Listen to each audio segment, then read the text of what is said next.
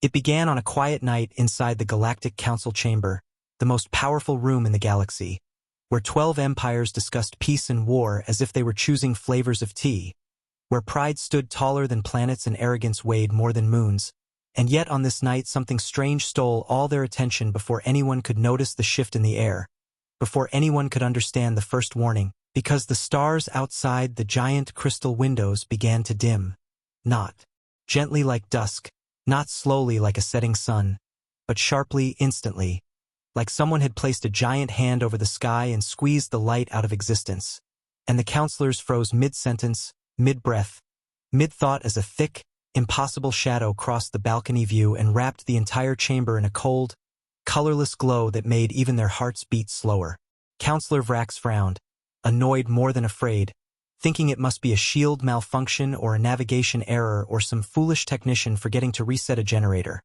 But as he stepped toward the balcony with the others behind him, their robes brushing the marble floor, their voices whispering confusion, irritation, superiority, something inside him felt wrong, something old and instinctive, something he had not felt since childhood, the feeling of a predator near its prey. And then they saw it, through the glass, floating in the heart of the galaxy, drifting like a silent ghost across the stars, was a shape so massive it swallowed constellations whole. A dark mass that moved slowly but carried the weight of a storm, and as their eyes adjusted they realized to their horror that it wasn't one shape at all. It was many hundreds, maybe thousands of enormous vessels traveling together as one, moving in perfect formation like a single organism, a single beating heart, yet not a single ship. Broadcasted an ID or a frequency or a diplomatic intro. Not one ship gave a signal of peace, war, warning, or even life, and the chamber filled with a shock so deep that every counselor forgot their pride in the same heartbeat. Someone whispered, "What empire is that?" And someone else whispered, "No empire has ships like these."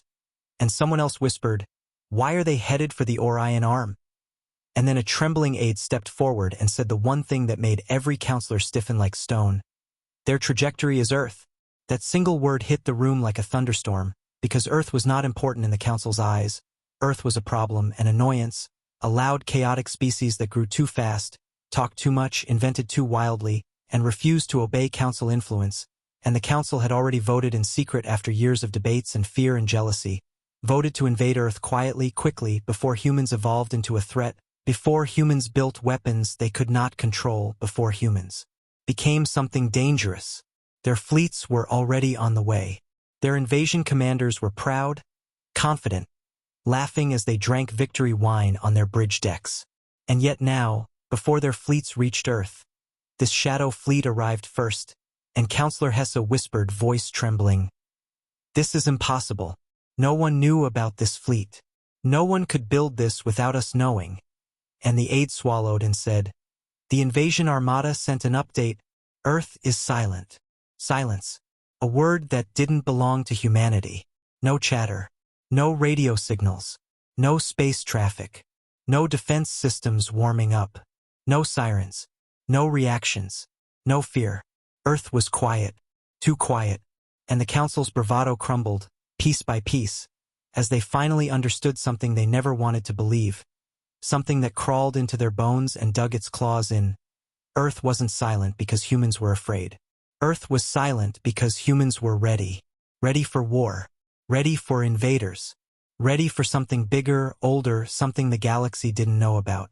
The Shadow Fleet grew closer, massive ships gliding like dark planets, engines humming with power far beyond Council science, hulls covered in glowing white markings the galaxy hadn't seen in thousands of years, symbols that made no sense, symbols that felt alive, symbols that vibrated with a strange ancient energy. Counselor Vrax stepped back, chest tight, whispering, This is no Council fleet." And Hesse whispered, "This is a trap." And Drax whispered, "A trap older than our empire." And then they saw the truth.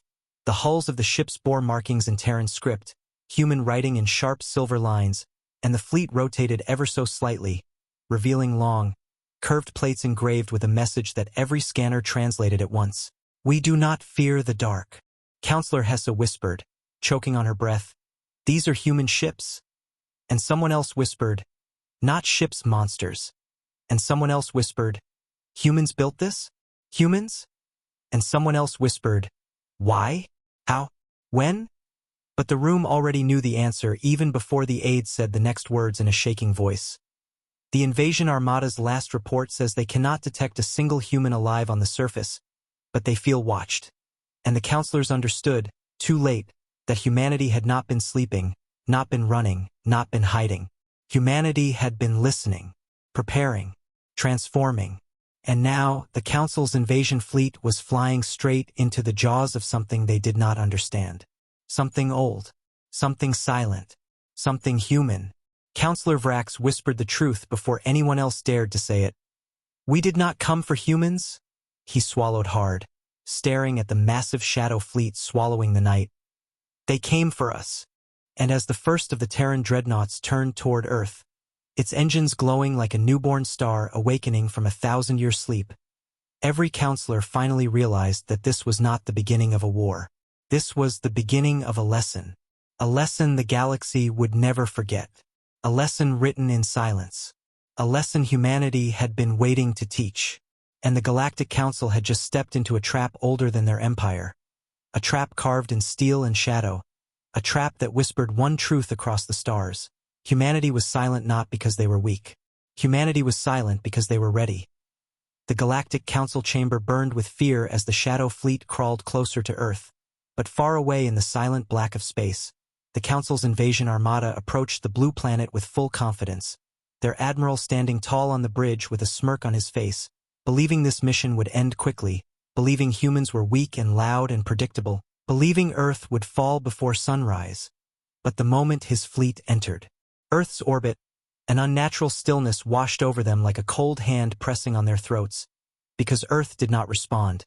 Not with missiles, not with panic, not with radio chatter or military warnings, not with screaming alarms or desperate pleas. Instead, the entire planet looked peaceful, cities glowing softly under the night sky, oceans calm, atmosphere stable, as if humanity didn't even notice thousands of alien warships hovering above their home. And the Admiral frowned, confused, irritated, expecting noise, expecting chaos, but hearing nothing except the quiet hum of his own ship. He ordered a deep scan of the planet, thinking humans were hiding underground, preparing civilian shelters, organizing messy evacuation attempts. But when the scan returned, the bridge fell silent. No one was hiding, no one was running, no one was moving at all. Earth's population was present, alive, breathing, living their lives normally. But not a single human was panicking. Not a single human was reacting. Not a single human was even looking up. It was as if they didn't care. As if they already knew the outcome. As if they were waiting for the invaders to make the first mistake. The Admiral's heart stuttered. Why aren't they communicating? He demanded. But his officers shrugged helplessly because every frequency was empty. Every channel dead. Every attempt ignored. Until a junior officer, voice trembling, whispered, Sir, what if this is not fear? What if this is a trap? The Admiral scoffed, but doubt twisted in his mind, because humans were loud in every report he had ever studied, emotional, panicked, dramatic, chaotic, and this silence made no sense. This stillness felt wrong, like the calm before a storm. He ordered his fleet to descend lower into orbit, and as the warships sank through Earth's magnetic field, something strange happened. Every sensor on every ship glitched at the exact same moment, screens flickering, lights dimming, engines dropping power for a heartbeat. Like a ghost passed through their system, leaving cold fingerprints behind. A technician shouted, Something is overriding our scanners. Another officer yelled, We're losing telemetry. And then the Admiral felt it too. An invisible pressure pushing back, not from Earth's military, not from any known weapon, but from something deeper, older, woven into the silence surrounding Earth like a shield built from shadows. The Admiral was about to demand a full engine reset when a sharp alarm cut through the bridge. Unidentified mass detected behind us. The sensor operator screamed, voice full of horror. The Admiral spun toward the forward window. The stars behind his fleet disappeared. Not dimmed this time, vanished, swallowed whole by an enormous shape emerging from nothingness. A titanic vessel sliding out of a fold in space like a monster waking from a long sleep. The crew trembled as the ship unfolded piece by piece. its black armor plates shifting like living limbs, absorbing starlight, drinking it, killing it, until the entire vessel towered over the invasion armada like a god standing above insects. The admiral's voice cracked. "Identify that ship." The scanner operator sobbed. "We can't. It's not showing anything. We can't even scan the hull." More shadows moved behind it. More ships. Hundreds. Thousands. All silent. All dark. All emerging from the same tear in space. The same fleet the Council had seen.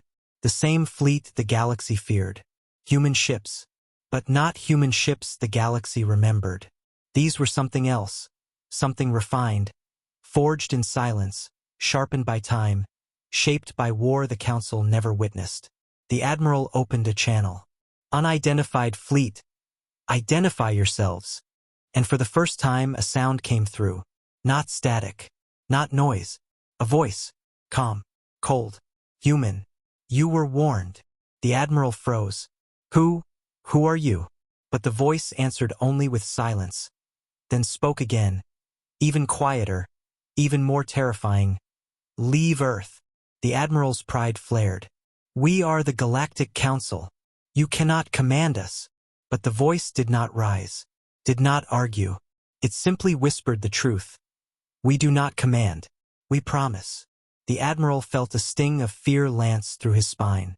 "What happens if we refuse?" A pause. A soft inhale. Then, "You will not refuse twice." Before the Admiral could reply, the Shadow Fleet moved. Not fast. Not violently. Just forward. And every ship in the invasion armada felt it. The pressure, the weight, the presence of machines older than they appeared. Vessels forged for war, not with planets, not with empires, but with something the Council could never imagine. The Admiral yelled for shields to be raised. Nothing happened. The command officer screamed for engines. Nothing happened. Every ship froze. Every weapon shut down. Every system died. The Admiral felt his throat tighten. "What have they done to us?" A trembling technician whispered. "Sir, they didn't hack us. They overpowered us just by being here." The human voice returned, quieter than before, but sharper than a blade. "We stayed silent because you were not ready." The Admiral's knees weakened. "For what?" The answer was soft, terrifying. "For what is coming." And as the human fleet activated their engines, the entire invasion armada realized something pure and chilling. Humanity wasn't reacting to the invasion. Humanity wasn't afraid of the Council. Humanity wasn't preparing for galactic war at all. Humanity was preparing for something else. Something bigger. Something darker. Something that required silence.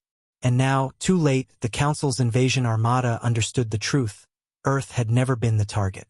Earth was the warning.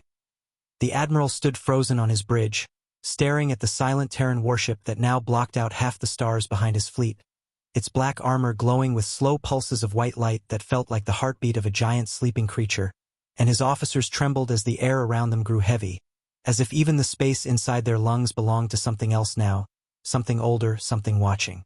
The human fleet did not fire. They did not shout warnings. They did not even raise their weapons. They simply existed, and that alone was enough to crush the invasion armada's courage, enough to silence every officer, enough to make even the Admiral feel like a small child standing before a thunderstorm he had mocked minutes earlier.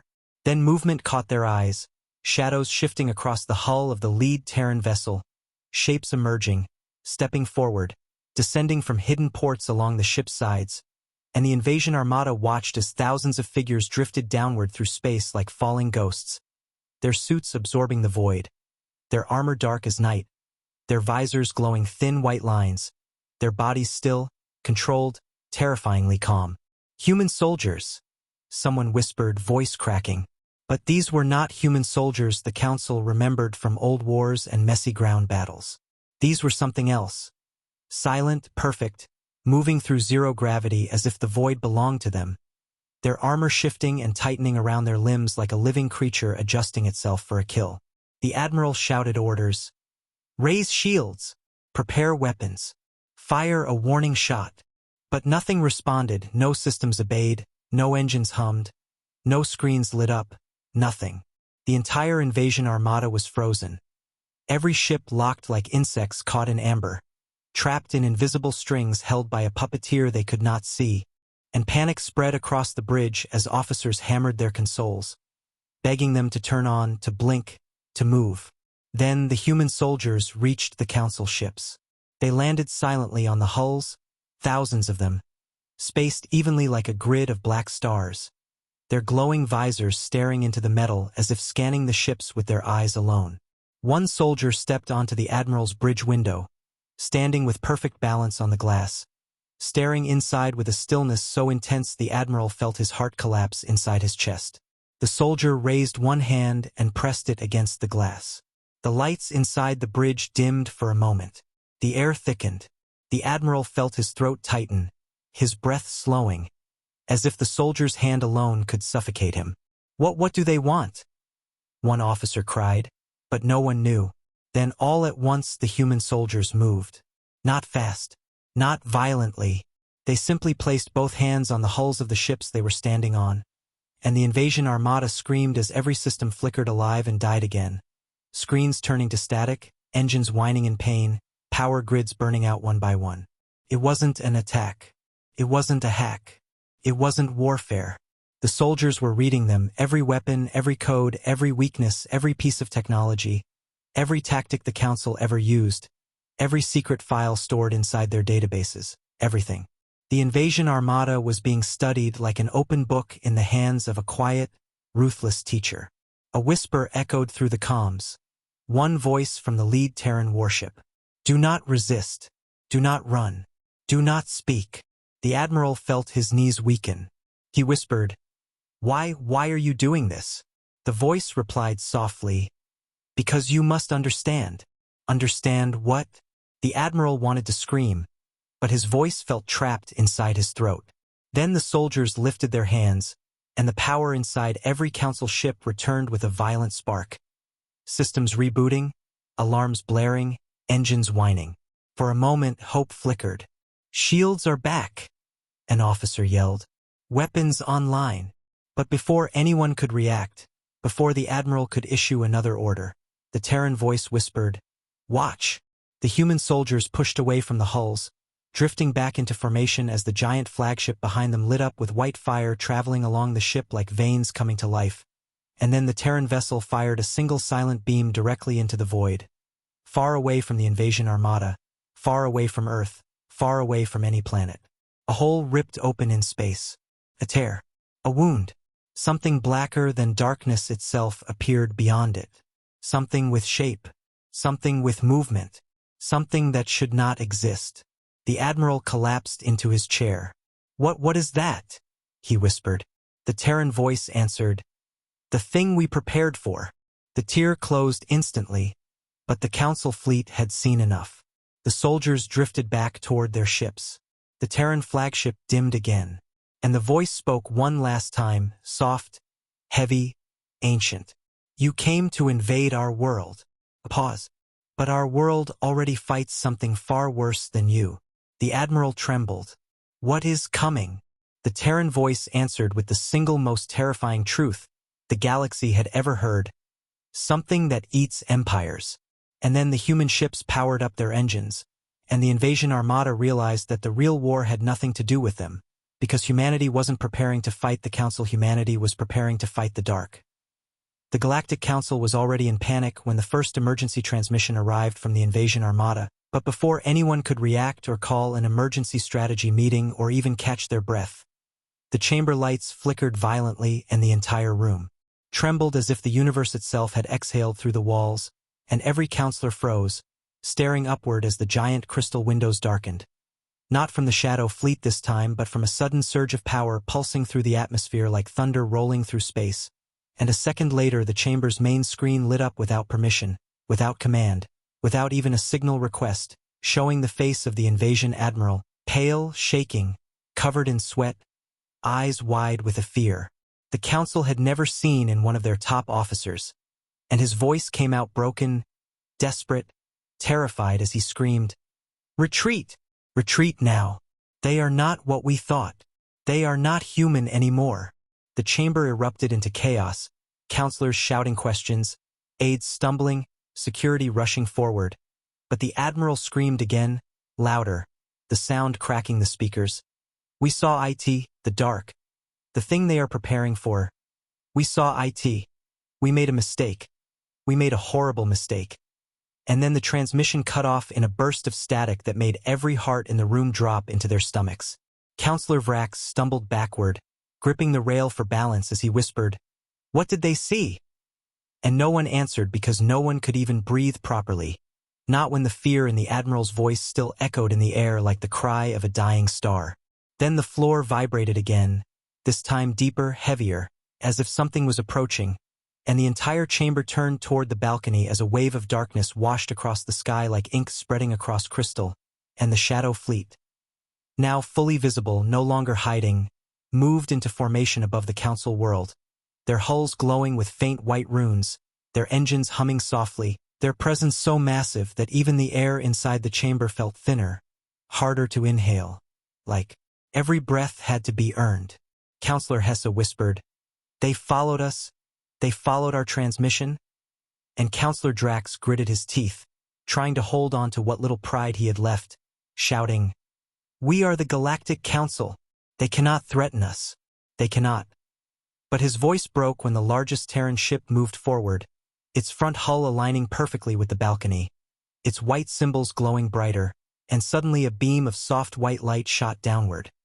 Not an attack beam, not a weapon, but a projection, forming a hologram inside the council chamber. A figure materialized. A human, or at least a shape that looked like one. Tall, strong, clad in black armor that shimmered like shifting shadows under starlight, a helmet with a single white visor line that pulsed like a heartbeat. And for a moment the entire chamber fell into absolute silence. So silent they could hear the faint crackling of the hologram. So silent they could hear their own pulse hammering in their ears. The figure spoke with a voice that was calm and steady and frighteningly patient. "Galactic Council, you have violated Terran space." No one replied. No one dared. The figure continued, "You believed humanity weak, loud, undisciplined, unprepared." Silence stretched, thick and suffocating.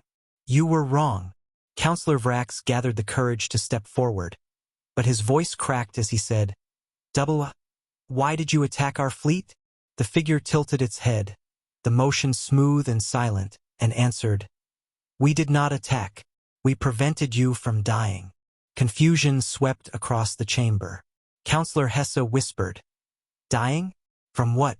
"From you." The hologram's visor pulsed once, almost like a blink. "No," the voice said, "from what follows us." A shiver crawled through the spine of every counselor. The human continued, "Earth went silent because we prepared. For years. In the shadows. In the dark where your scanners cannot reach. We built fleets not for conquest, but for survival." The chamber went deathly quiet. The figure stepped closer, the hologram flickering slightly. "You misinterpreted our silence as fear. You should have interpreted it as preparation." Counselor Drax shouted, "Preparation for what?" The hologram turned its empty visor toward him and said in a voice that felt like a whisper from the void itself, "For the thing we showed your admiral." Terror rippled through the room like electricity. Counselor Hesse trembled. What is it?" The hologram lowered its head ever so slightly. "It is older than your empires, older than your stars, older than your history." The visor glowed brighter. "It hunts galaxies." The chamber broke into whispers of fear, disbelief, denial, but all fell silent when the human lifted a hand. "Terran forces hold the line. We stand alone as the first shield.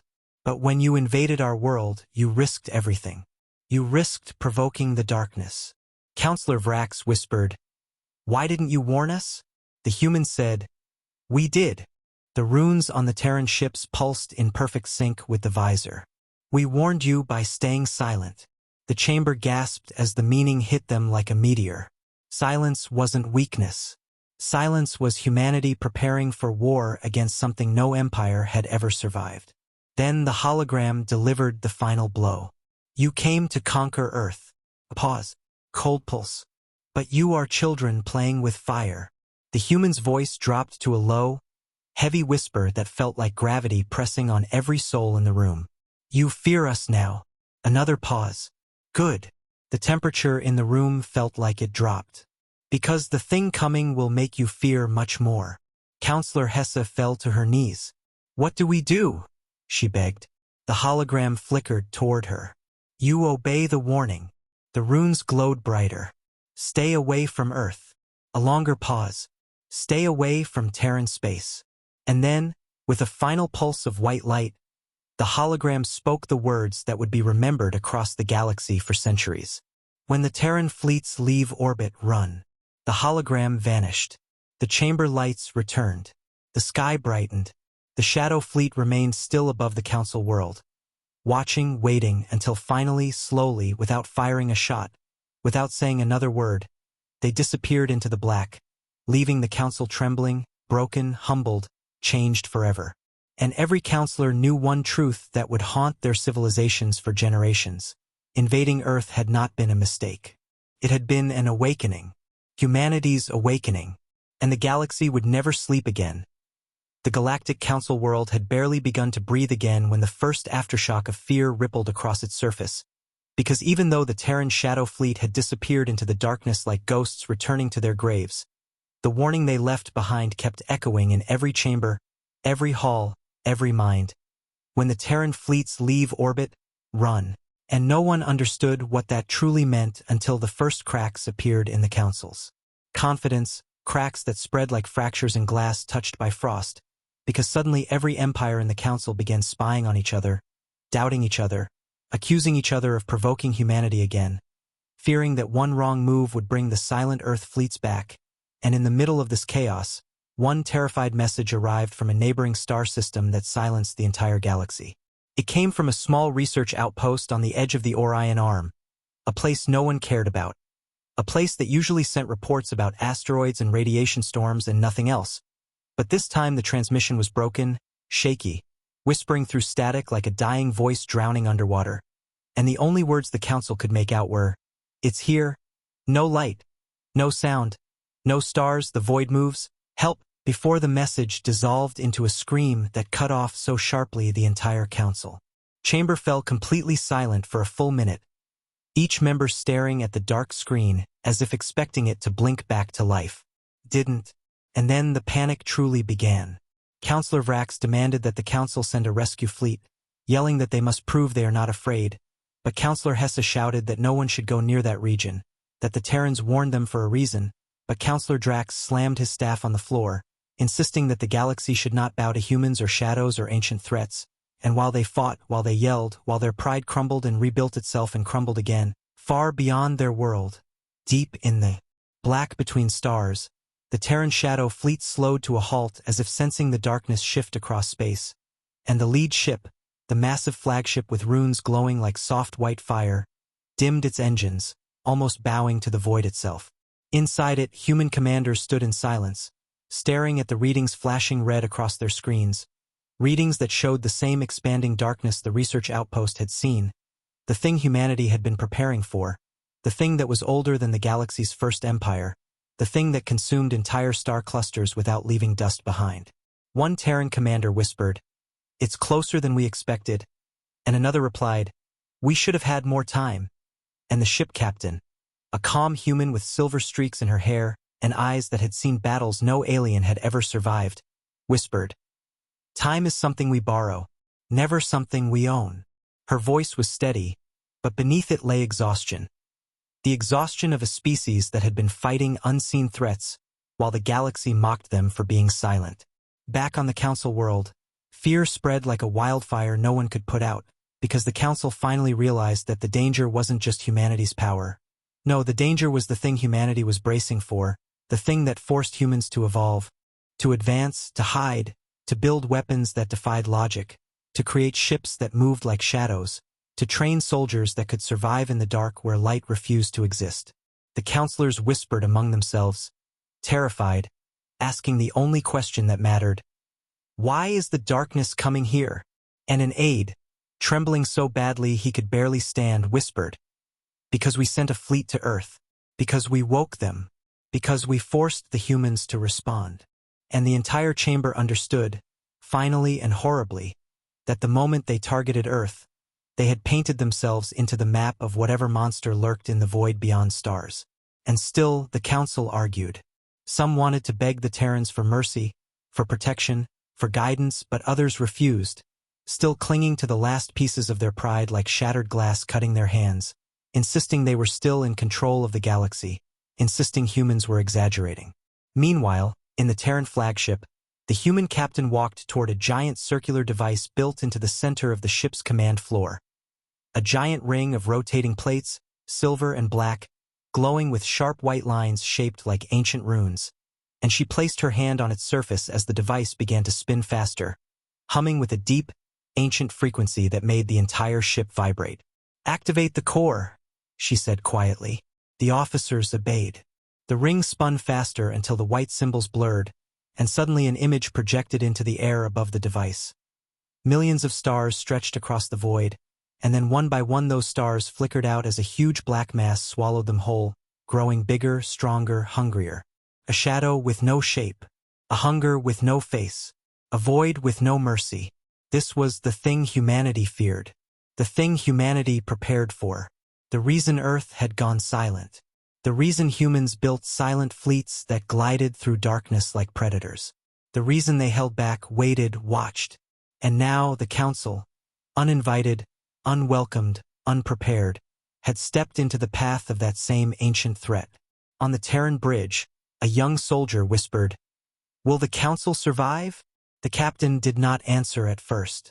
Her eyes stayed on the projection, on the void that moved like a living storm. Finally, she whispered, "Only if they learn." The soldier swallowed hard. "Learn what?" The captain whispered. That silence was not weakness. It was strategy. And as the Terran flagship turned, engines glowing brighter, preparing to face the darkness head-on, humanity's message echoed across the galaxy like a heartbeat rising in the dark. Earth did not prepare for the Council. Earth prepared for the end. The Terran flagship moved through the dark like a silent blade, its engines glowing faint white as the runes across its hull brightened in slow, rhythmic pulses, each pulse echoing the gravity of what was approaching. And inside the ship the command deck felt colder than space itself as humanity's greatest commanders gathered around the projection of the spreading darkness, their faces hard, their breath steady, their eyes carrying the weight of a species that had suffered in silence for years while the galaxy laughed at them, mocked them, underestimated them, and now all of that ignorance had led to this moment, a moment the Council never understood, a moment humanity had tried to delay but could no longer avoid, and the captain walked slowly around the projection, her hand brushing the rotating plates of the silent core like it was a living heart. Her voice calm yet heavy as she whispered, "It moved faster this time," and the officers beside her exchanged worried glances because the darkness was not supposed to expand this quickly, not supposed to eat star systems in days, not supposed to wake early, and a young analyst with shaking hands said, "The research outpost wasn't attacked, it was erased." And the word erased rolled through the room like a chill, because they all knew what that meant. They had seen it before. Nothing left behind, no matter, no energy, no radiation, not even dust, just silence. A silence deeper than death. Silence that warped space itself, and the captain clenched her jaw, remembering the first time humanity encountered the darkness. The screams, the vanished colonies, the lost fleets, the way Earth decided that if the galaxy would not help them, then they would help themselves, and she remembered the promise humanity made to its children, to never be unprepared again. Meanwhile, far across space on the Council world, panic was rising like a storm tide as scientists scrambled to decode the Terran warning. Politicians tripped over their pride, citizens whispered prophecies of the end, and counselors argued whether they should flee their home or try to negotiate with the humans, or worse, attempt to hide from the thing they didn't understand. And while they shouted and argued, a sudden quiet fell over the chamber as the sky outside darkened again. Not from Terran ships this time, but from something else, something wrong, something cold, something that made every living creature shiver without knowing why, as if the void itself had drawn a deep breath right above the planet. Counselor Hessa staggered to the balcony, heart pounding, fear dripping down her spine like ice water, and when she looked up she saw a ripple in the darkness, a shimmer like a tear forming in the fabric of space, faint but growing, expanding, and her voice came out broken as she whispered, "It's here." It followed the signal, and the council chamber exploded into terrified chaos as the tear widened, a swirling void forming slowly, hungrily, yet still too small for the council to grasp the scale of what was coming. Back on the Terran flagship, alarms flared in deep bass rumbles, but the human crew didn't panic. They moved with discipline carved into their bones. Hands steady, steps quiet, breaths controlled, and the captain ordered, "Prepare the shield arrays. Activate the harmonic lines. Deploy the outer guard." And the ship responded instantly, massive panels unfolding like dark wings, runes igniting down the spine of the vessel, smaller ships detaching and circling like wolves around a larger predator, because they were not heading to attack. They were heading to intercept. A communications officer whispered, "Should we warn the council?" And the captain's answer was soft, almost sorrowful. They were already warned. Her eyes flicked to the projection showing the council world pulsating with a faint red glow, the signature of a coming tear, and she whispered, "May they run." In the council chamber, Vrax shouted desperately, "Contact the humans. Beg them to help us." And an aide cried out, "They are not answering. The frequencies are blocked." And Drax screamed, "What do we do?" But no one had an answer, no one had a plan, no one had prepared because they had spent centuries believing themselves superior, believing themselves safe, believing humanity was a problem to be controlled instead of a shield they depended on without knowing it. And now the council faced the darkness naked and terrified. Meanwhile, on the Terran flagship, the silent core glowed so brightly it illuminated every face on the deck, and the captain looked at her people, the strongest humanity had ever produced, and whispered quietly, "This will be the first time they see the enemy." One officer stepped forward, voice trembling even though he tried to hide it. "Captain, will we survive this one?" She did not answer. She simply looked at the projection of the tear forming above the council world, then at the larger tear forming behind their fleet, the one that marked the true enemy's arrival, and she whispered, "We survive until we cannot." Her voice carried no fear, only resolve, only the weight of a species that had chosen to fight even when no one believed in them. And as the Terran fleet accelerated toward the spreading void, engines burning white, runes glowing brighter, shadows moving across the hull like living armor, the entire galaxy felt the same cold truth creeping into their bones. Humanity was not preparing to save themselves. Humanity was preparing to save everyone, even those who tried to kill them. Humanity was preparing to be the last wall. Humanity was preparing to stand alone. The tear in space above the council world kept expanding like a giant eye opening for the first time in ages, its edges twisting and curling like hungry fingers reaching outward, making the entire sky pulse with a darkness so unnatural that every living creature on the planet felt a heaviness in their chest, a pressure behind their eyes, a cold crawling up their spine, and the counselors stood frozen on the balcony, unable to move, unable to breathe, unable to look away as their world trembled beneath them. And while they stared at their coming doom, far away in the void, the Terran Shadow Fleet ignited their engines with a blinding white flare, the runes along their hulls bursting into bright lines that wrapped around their ships like glowing armor, preparing them for a war no species in the galaxy had ever survived.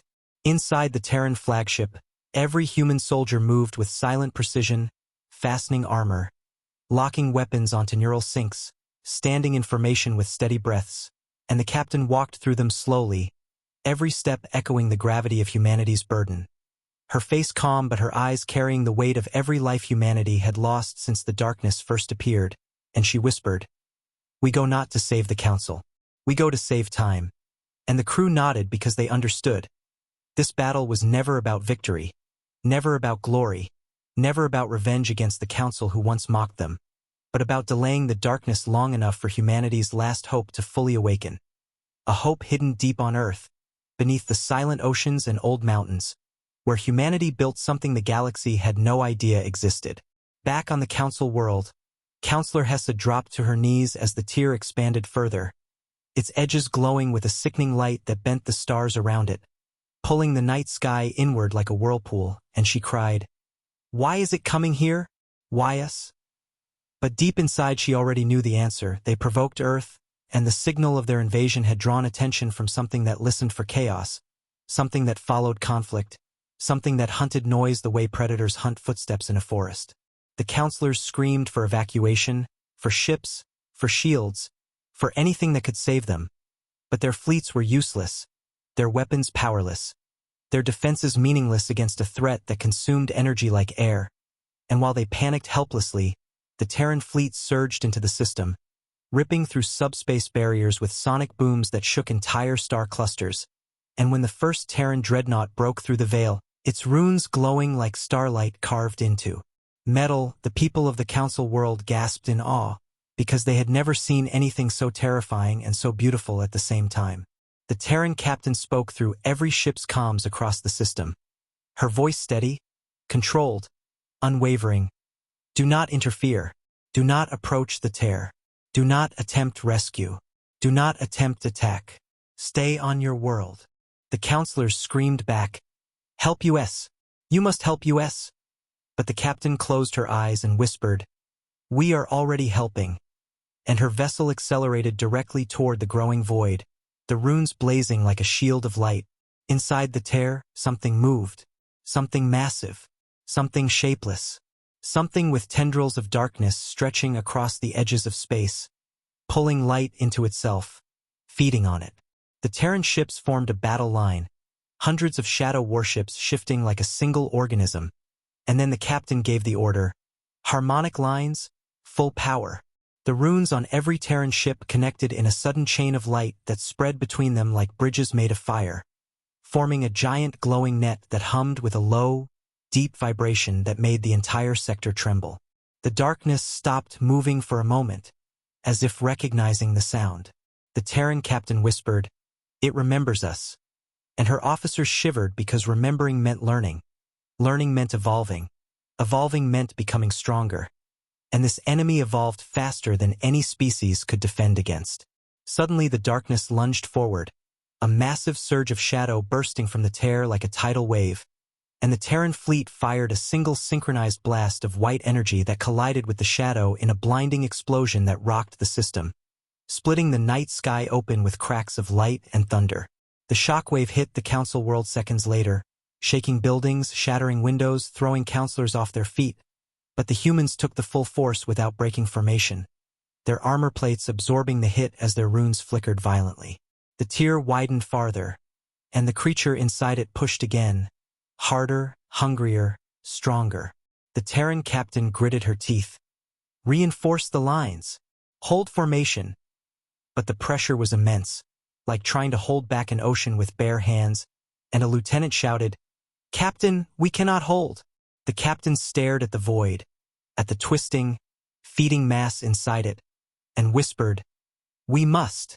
And then, deep beneath the captain's calm voice, deep inside the ship, a low hum awakened, a pulse older than Earth itself, a vibration that caused the darkness to recoil slightly, as if startled.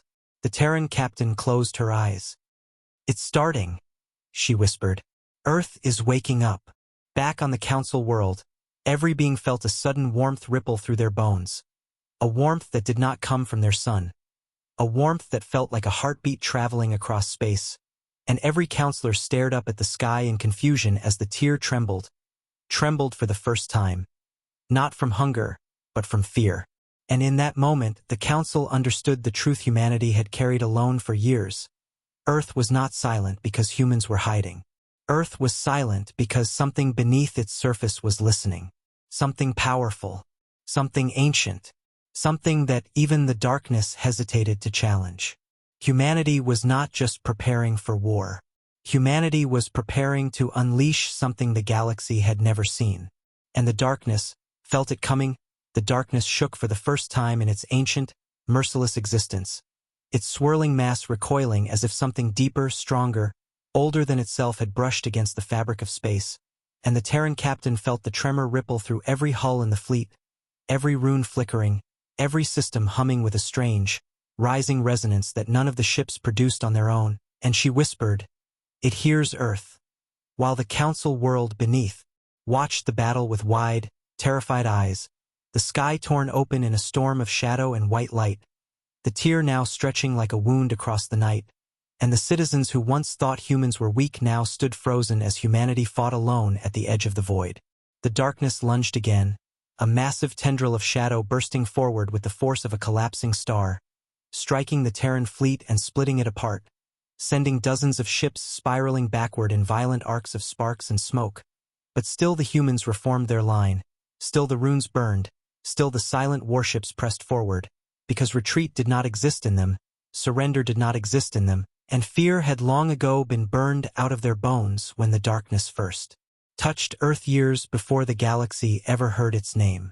The captain staggered as the flagship shook under the impact, sparks raining from shattered panels, alarms screaming, officers struggling to remain upright, and a young soldier cried out, "Captain, the harmonic lines are failing. We can't hold any more." But the captain grabbed the railing, eyes blazing with a fierce, quiet determination that only humans seemed to possess, a fire that no darkness could extinguish, and she whispered, "We only need to hold until it wakes." Another surge of shadow roared out from the tear, hitting the Terran line like a tidal wave of death, and this time the runes flickered dangerously, dimming, struggling, weakening, and several ships began spiraling toward the void, engines dying, hulls cracking. But even as they fell, they didn't break formation. They fell in a way that shielded the ships behind them, sacrificing themselves to buy seconds because seconds mattered. Seconds could save a galaxy, seconds could let the thing beneath Earth fully awaken. On the Council world, Counselor Hessa clung to the balcony rail, tears streaming down her face as she whispered, "They're dying for us? After everything we did to them."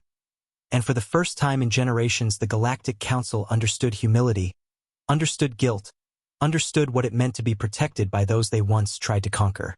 As the darkness pushed harder, the tear in the sky widening until half of space above the Council world twisted into a swirling vortex of void.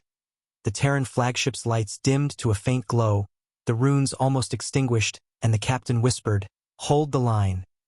Even as her own voice shook with exhaustion, and her officers repeated the order with shaking breaths, linking their neural syncs into the harmonic lines manually, sacrificing their own life force to keep the shield glowing a moment longer. The darkness stretched its massive tendrils wider, preparing a final strike, one that would tear through the Terran fleet in seconds, and every human in the formation braced for impact, their breath steady, their hearts calm, warriors ready to die standing. And then it happened. Earth awakened.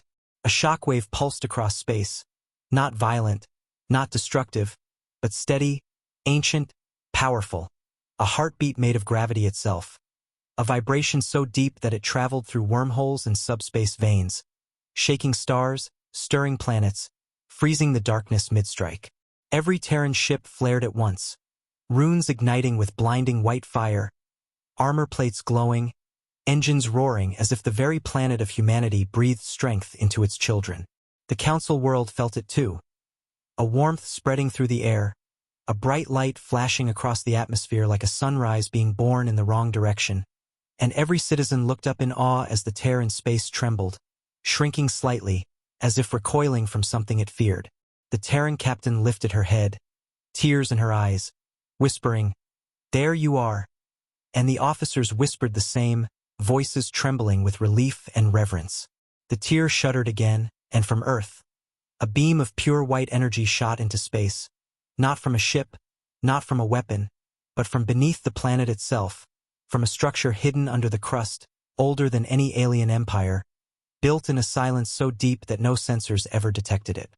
The beam struck the void creature directly, not killing it, not destroying it, but freezing it, forcing it back, pushing it away as the Terran fleet surged forward, their ships now blazing like stars reborn, every blast hitting the darkness with renewed force, their voices rising through the comms. "Push it back! Push it back!" The creature roared in a soundless scream, the tear twitching violently, shrinking, folding inward as it tried to escape the Terran counterattack, and the captain gave the final order. "All ships, full harmonic burst." The runes across the fleet connected into a single line of light, forming a giant glowing spear, and the Terran warships dived forward in perfect formation, crashing that spear into the center of the tier just as Earth's beam struck again. And with a thunderous, blinding explosion, The tier collapsed on itself, folding inward in a spiral of collapsing shadow until it vanished completely, leaving only silence, only stars, only the quiet hum of surviving Terran engines drifting in the aftermath of war. The Council world fell silent. The galaxy fell silent. Humanity had held the line. Humanity had won. Or perhaps, humanity had delayed the inevitable. On the Terran flagship, the captain looked at the fading projection of Earth, eyes soft, voice calm, whispering, "Not today," before turning to her crew and saying, "Prepare for the next wave," because they all knew the truth. This was only the beginning. The darkness would return. The galaxy would tremble again. And when it did, humanity would be waiting, silent, ready, unbroken.